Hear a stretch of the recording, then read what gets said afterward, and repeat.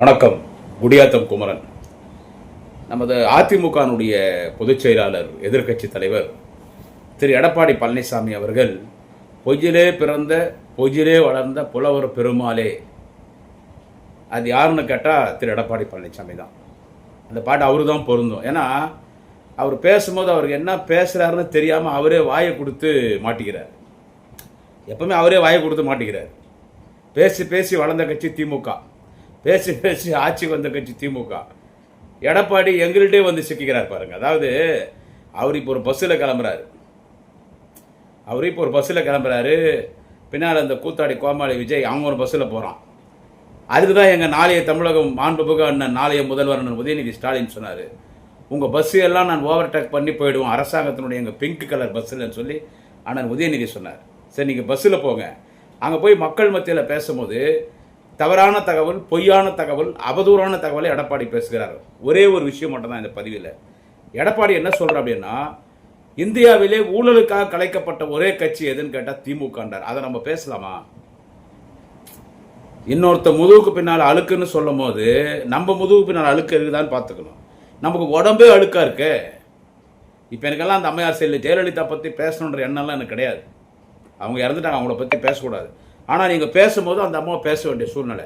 ஊழலுக்காக ஆட்சி இழந்த கட்சி திமுகன்னு சொல்கிற எடப்பாடி பழனிசாமி பார்த்து கேட்குறேன், ஊழல் குற்றத்தில் திமுகவிலே யார் தண்டிக்கப்பட்டிருக்கிறார்? நீங்கள் ஆகும்னா என்ன சொல்லுவீங்க? 2G அண்ணன் நான் ராசா சொல்லுவீங்க, அக்கா கனிமொழி சொல்லுவீங்க. விசாரணை செய்வதற்காக சாட்சிகள் எங்கே கலைத்துடுவாரோ என்று அன்றைக்கு சிபிஐ அதெல்லாம் சுதந்திரமாக செயல்பட்டது. இப்போ சிபிஐ, ஐடி, இன்னும் இருக்கிற அமலாக்கத்துறை, இன்னைக்கெல்லாம் அது வந்துட்டு மோடி அமித்ஷா கண்ட்ரோல். அன்னைக்கு சிபிஐ சுதந்திரமாக செயல்பட்டது. விசாரணை செய்வதற்காக தண்டிக்கப்படாமல் விசாரணை செய்வதற்காக தீகார் சிறையில் இருந்தார். அதன் பிறகு அவர்கள் குற்றமற்றவர் என்று நீதிபதி ஷைனி தீர்ப்பு சொல்லி குற்றமற்றவர் என்று வெளியே வந்து விட்டார். இங்கே யாரும் ஊழலுக்காக கைது செய்யப்படவில்லை. தலைவர் கலைஞர் மீது கூட பழி வாங்க வேண்டும் என்று சர்க்காரிய கமிஷன் போடப்பட்டது. அந்த சர்க்காரிய கமிஷன், அந்த சர்க்காரி என்கின்ற அந்த அதிகாரி அதை கலைத்து விட்டார்.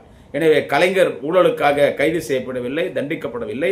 தலைவர் தளபதி மீது ஊழல் வழக்கில்லை, அவர் தண்டிக்கப்படவில்லை. ஆனால் ஊழலுக்காக திமுக ஆட்சி கலைக்கப்பட்டது என்று பேசுகிற எடப்பாடி பழனிசாமி அவர்களே, ஊழலின் ஊற்றுக்கண்ணாக இருக்கிற எடப்பாடி பழனிசாமி அவர்களே, ஊழலுக்காக 3 முறை சிறைக்கு சென்றவர் மறைந்த உங்களின் தலைவர் அம்மையார் செல்வி ஜெயலலிதா என்பதை மறந்துவிட்டு பேசுறீங்களா? ஊழலை பற்றி அதிமுக யாரும் பேசக்கூடாது. ஊழலுக்காக 3 முறை சிறைக்கு சென்றவர், 2 முறை முதலமைச்சர் பதவி இழந்தவர். ஊழலுக்காக கோட்டையிலிருந்து தேசிய கொடியோடு முதலமைச்சராக, கோட்டையிலிருந்து தேசிய கொடியோடு முதலமைச்சராக ஜெயலலிதா வீட்டுக்கு சென்று கொண்டிருக்கிறார். தீர்ப்பு வருகிறது, ஜெயலலிதா குற்றவாளி என்று, சிறை தண்டனை என்று. உடனடியாக கார் டிரைவர் கார் அணைத்து கொடி அவுத்துட்டார். 2வது முறை முதலமைச்சராக பரப்பன அக்ரஹாரா சிறைக்கு போறாங்க. அங்கே அவருக்கு சிறை தண்டனை வழங்கப்படுகிறது. முதலமைச்சர் பதவி விரைக்கப்பட்டு கைதியாக சிறையில் இருந்தார். ஜெயலலிதா மட்டும் இறக்காமல் இருந்திருந்தால், இப்போ சசிகலா கொடுத்தாங்க பாருங்க 4 வருஷம் சிறை தண்டனை. அதில் சசிகலா அக்யூஸ்ட் A2 தான். அக்யூஸ்ட் A1 யாருன்னு கேட்டால் மறைந்த அம்மையார் செல்வி ஜெயலலிதா. சசிகலா கூட சேர்ந்து அம்மையார் செல்வி ஜெயலலிதா கூட பரப்பன அக்ரஹாரா ஜெயிலில் ஊதுவத்தி உருட்டி இருக்கணும்.